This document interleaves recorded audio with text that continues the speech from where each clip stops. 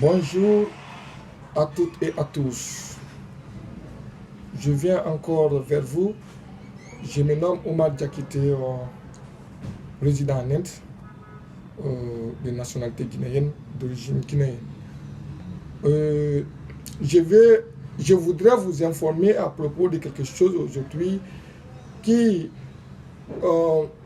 fatigue nos étudiants africains en Inde ici et qui vraiment me préoccupe jusqu'au dernier degré. C'est la raison pour laquelle j'ai décidé de faire une petite vidéo aujourd'hui pour vous informer les gens qui n'ont pas eu la chance de venir et qui veulent venir. Avant qu'ils ne viennent, je voudrais les informer que l'Inde n'est pas ce qu'ils pensent en matière de la langue anglaise. Parce qu'avant de venir, il y a beaucoup d'agences en Guinée particulièrement, et en général en Afrique, qui disent aux étudiants que la langue anglaise est parlée partout en Inde. Et tel n'est pas le cas. Une fois que tu viens en Inde, déjà tu as acquis et tu as eu votre admission dans une université renommée. Mais une fois ici, les universités ne prennent plus soin de ces étudiants dans la procédure ou dans le processus d'apprentissage de cette langue anglaise avant qu'ils ne commencent leurs cours proprement dit. Si, par exemple, si quelqu'un est venu pour apprendre, pour faire l'ingénierie, la télécommunication en particulier, ou une autre branche, avant de faire ça, on vous dit d'apprendre l'anglais. Et ce cours d'anglais n'est pas enseigné proprement dit parce que l'université a déjà vraiment mis en poste la somme qu'elle veut. Voilà, j'ai fréquenté beaucoup d'universités en Inde. Les étudiants se plaignent parce qu'on leur donne 6 mois d'apprentissage de la langue anglaise. Mais, donc c'est la raison pour laquelle, après, j'ai vu des institutions qui enseignent des étudiants et qui les suivent de près, qui les enseignent en anglais. Voilà.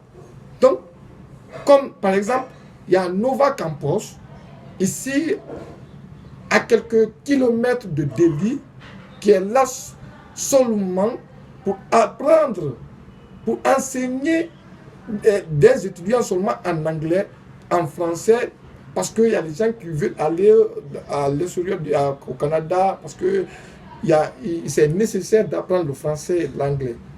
Donc, il faudrait que nous venions dans des différents centres et apprendre l'anglais d'abord avant de rejoindre notre différentes universités. Voilà le conseil que je vous donne. Une fois qu'une université vous octroie, vous donne une admission, vous venez, avant que vous ne commenciez votre cours proprement dit, il faudrait que vous venez dans des centres spécialisés dans la langue qui vont vous vraiment enseigner avec une manière adéquate et vous donner des attestations. Maintenant, après, on vous envoie dans vos universités respectives. Pourquoi j'ai dit cela? Les Indiens, même, il y a seulement que 45% qui parlent l'anglais. C'est même trop. Les autres, c'est les langues locales. Parce que la langue hindi est considérée comme la langue nationale. Mais ils écrivent tous en anglais, mais ils ne peuvent pas parler. Voilà le problème. Et nous, en tant qu'Africains en général, et Guinéens en particulier, on a besoin d'apprendre parce qu'il y a les gens qui nous attendent au pays. On a besoin de contribuer au développement de notre pays, à l'émergence de notre nation, à l'émergence de notre continent. Donc on doit apprendre. On ne doit pas apprendre comme eux qui sont là, parce que même s'ils ne comprennent pas la langue anglaise, ils peuvent travailler ici. Nous, on a besoin d'apprendre et partir aider notre nation. Et partir participer au développement de notre nation. Voilà cette information. Avant que vous ne quittiez le pays, il faudrait que vous ayez l'admission par une université crédible. Et si vous venez encore une fois ici, il ne faudrait pas que vous continuiez le cours d'anglais avec eux. Ils vont vous faire payer de $1 500, $2 000, 6 mois cours d'anglais seulement que 15 minutes, 15 à 20 minutes par jour. Et souvent, il y a certaines universités qui disent qu'il faudrait attendre 15 à 20 étudiants soient réunis pour pouvoir leur dispenser le cours d'anglais. Et ce qui n'est pas normal, tu as déjà payé. Comment est-ce que tu dois attendre jusqu'à ce moment? Comment est-ce que tu dois attendre? Voilà le problème aujourd'hui qui se pose en Inde. Le problème que les Africains font face en Inde ici actuellement. Si tu es là-bas, tu ne sauras pas, on va vous blaguer. Il y a beaucoup d'agences qui sont là, qui blaguent des gens.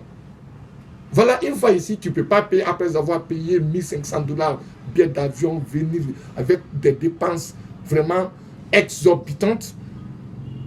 Est-ce que tu pourras encore payer, te retourner au pays? Non. Donc, tu n'as pas le choix.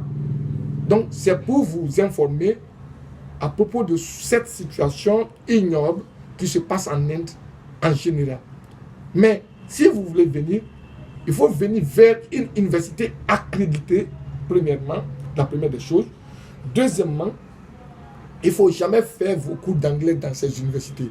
Il faut se diriger vers un centre spécialisé dans l'apprentissage de cours d'anglais. Voilà ce que je vais vous dire. En tant qu'un citoyen guinéen et un citoyen africain, je vais pas vous mentir. Je suis là, ça fait des années. Donc, arrivé à ce niveau, je m'arrête ici. Et je vous dis, c'était cette petite vidéo que j'avais aujourd'hui pour vous. J'espère bien vous retrouver dans les prochaines vidéos parce que je vais essayer de vous larguer des informations à propos de l'Inde. Parce qu'aujourd'hui, grâce au développement de la technologie, vous pouvez savoir tous sur place. Donc, c'est comme nous, on a eu la chance, nous sommes là aujourd'hui. Il faudrait que nous soyons vraiment vos yeux ici, en vous informant sur toutes les actualités de l'Inde. Non, à part ça, l'Inde, c'est un bon pays. Les gens viennent apprendre, c'est bon, voilà, le prix n'est pas exorbitant comme l'Europe. Je vais faire une vidéo spécialement sur ça. Donc, arrivé à ce niveau, je vous laisse et passer une excellente journée partout où que vous soyez dans le monde. Merci.